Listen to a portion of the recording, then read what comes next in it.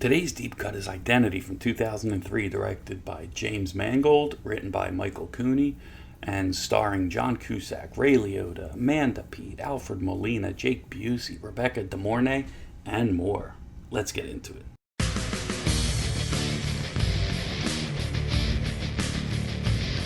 Hey everybody, this is Mike from FearShop.com. Today we're talking about Identity from 2003. We're doing one of my underrated gems in this deep cut segment.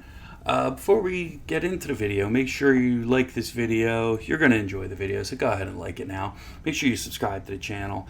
Make sure you're commenting, set up notifications so you know when the next video drops. It all means a lot to me. It lets me know which videos you want to see and which ones you don't care for as much.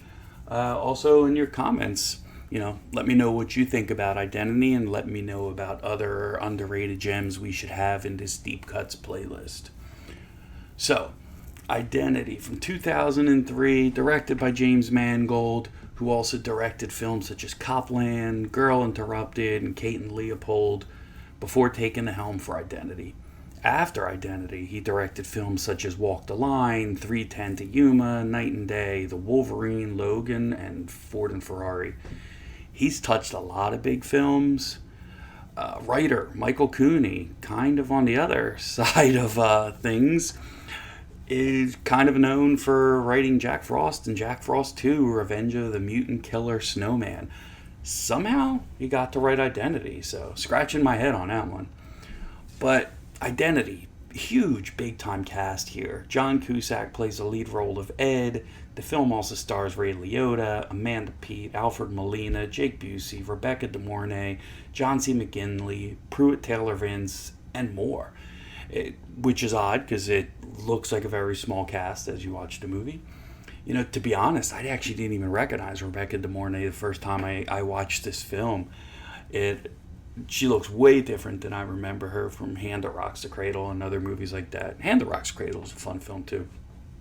Alright, so kind of tough to talk about Identity without spoiling the film too much, so I may end up spoiling little things here and there, but if you've not watched Identity, please just pause the video, come back to me when you do. I'll be here. It's well worth a watch. Obviously, if it's in the deep cut segment, it's to me an underrated, great movie. So Identity is also known as ID. By the way, it grips you from the early scenes. You have no idea what's going on. You really don't question it, right? There's massive rain. You can't get too far either way of the road. The hotel sits in the middle, and all of a sudden you have, a varied cast of characters sitting at the hotel. It went from a quiet night to an FBI agent transporting a criminal. More on that one. You also have Ed played by John Cusack, who, I'll watch any day. He's great. Ed's a chauffeur of sorts, but he has other skills that come in handy. You have a local prostitute heading to Florida to start an orange farm. You have random scenes with Pruitt Taylor Vince as the killer Malcolm Rivers. It is just so much going on, and you kind of just take it in and see where it's going, and it gets kind of fun. So you kind of follow the movie with clues. What does Rivers have to do with the film?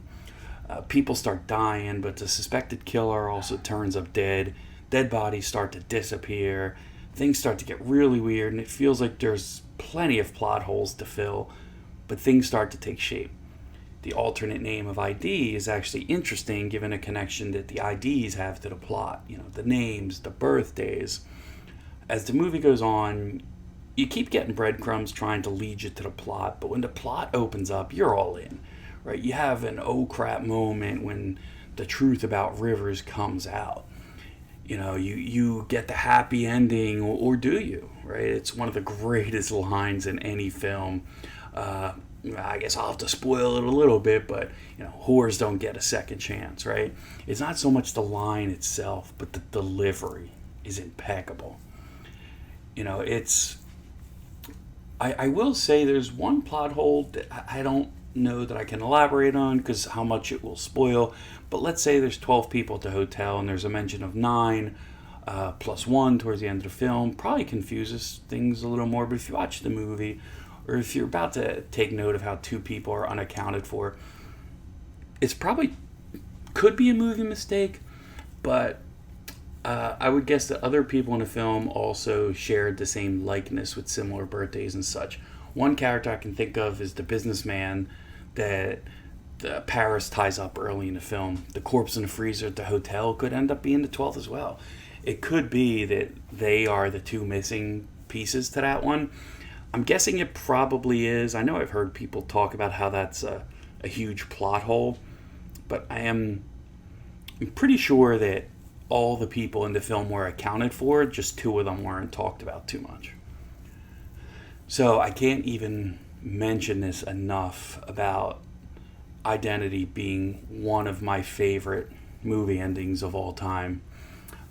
They actually filmed several endings to kind of shroud the real conclusion in secrecy. I can't imagine how they could have ended this film any better than they did.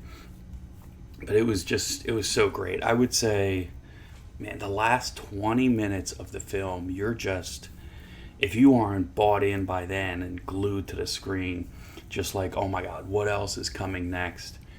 It's, there's something wrong. Because I just think that, the movie overall as a whole just keeps you guessing, but then the reveal actually kind of comes out, I'd say probably about 20 minutes left in the film. And then even though there was that huge reveal earlier than you would have probably expected, it keeps going and just keeps getting better. This was Frederick Coffin's final acting role before his death on July 31st, 2003 at the age of 60, unfortunately. And if you've ever seen or read And Then There Were None, you'll notice that there are likenesses to Identity in that story. The film takes several plot points from the story. The dialogue even references that movie where the 10 strangers went to an island and then they all died one by one. So it was definitely in the back of their minds when they were going through on this story. To me, just really well thought out and just an excellent movie that I think people should be all over. A lot of people have kind of pushed this one aside. To me, it straddles the line of like thriller / horror / mystery, but it definitely has a lot of moments in there. You're not going to get jump scares. You're not going to get an abundance of kills.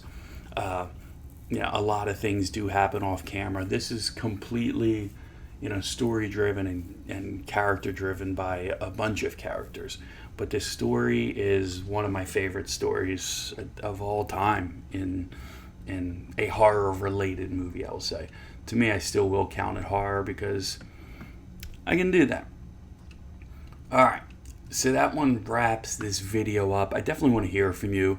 Want to know what you think of Identity, if you've seen it. If not, make sure you go and check it out and then let me know what you think, because I think this is one of those special movies that still holds up to this day. I know we even reviewed it recently on our horror podcast, which, by the way, if you want to check that out, make sure you do it at fearshop.com as well.